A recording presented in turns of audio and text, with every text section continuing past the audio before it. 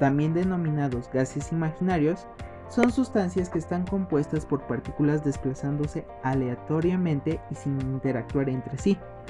En concreto, existen tres tipos de gases ideales. El primero es el gas ideal de Maxwell-Boltzmann, que se clasifica a su vez en gas ideal termodinámico clásico. El segundo es el gas ideal cuántico de Bose, compuesto por bosones. Y el último es el gas ideal cuántico de Fermi, compuesto por fermiones. Y bueno, ¿cuál es su uso o propósito de estos tipos de gases? Bueno, su única finalidad es crear un solo tipo de gas para diferentes usos, en lugar de crear diferentes gases para cada tipo de uso. Características de los gases ideales. Primero, poseen siempre un mismo número de moléculas. Segundo, no existen fuerzas de atracción o repulsión entre sus moléculas. Tercero, no existe colapso entre las moléculas ni cambios en su naturaleza física.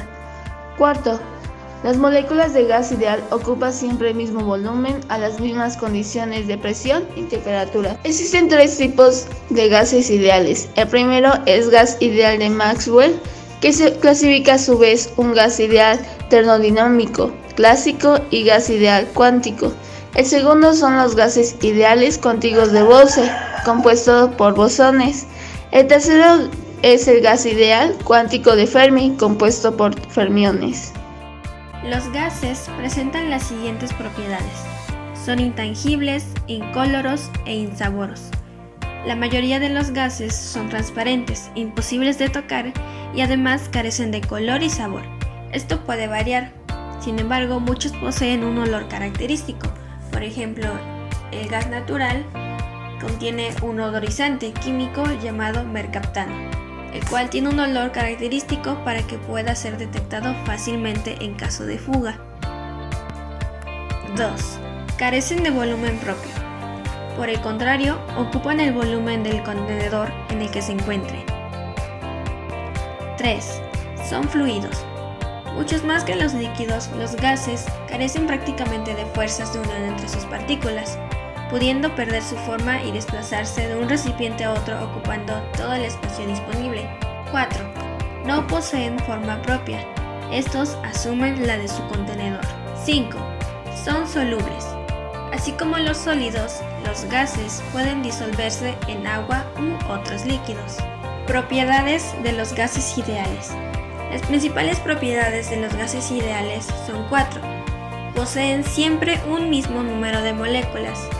No existen fuerzas de atracción o repulsión entre sus moléculas. No existe colapso entre las moléculas ni cambios en su naturaleza física o cambios de fase. 4. Las moléculas del gas ideal ocupan siempre el mismo volumen a las mismas condiciones de presión y temperatura. La ecuación del estado de los gases ideales es también llamada como la ley combinada de los gases ideales, pues une la ley de Charles, que define la relación entre la temperatura y el volumen de un gas cuando la presión es constante, y la ley de Boyle, que define la relación entre la presión y el volumen de un gas cuando la temperatura es constante.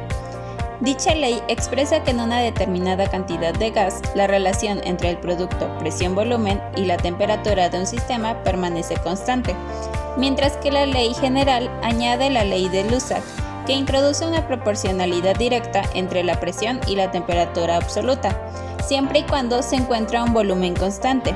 La diferencia es que K depende de la relación de gas considerado. La noción de gas ideal surge debido a la necesidad de comprender el funcionamiento de este fluido, ampliamente utilizado en la industria. En lugar de crear un modelo para cada tipo de gas, se recurre a una formulación ideal de los mismos. El planeta está sufriendo un proceso acelerado de calentamiento debido a la acumulación de una serie de gases, producto de actividad humana. En la actualidad es un hecho comprobado que la temperatura planetaria ha aumentado a un ritmo cada vez mayor. El promedio térmico de la atmósfera terrestre aumentará en 0,3 grados centígrados por década. Según los expertos, este pequeño cambio puede ocasionar grandes problemas climáticos en todo el planeta. La principal causa de este fenómeno es el incremento de la emisión de dióxido de carbono, CO2, y otros gases por parte de los países industrializados.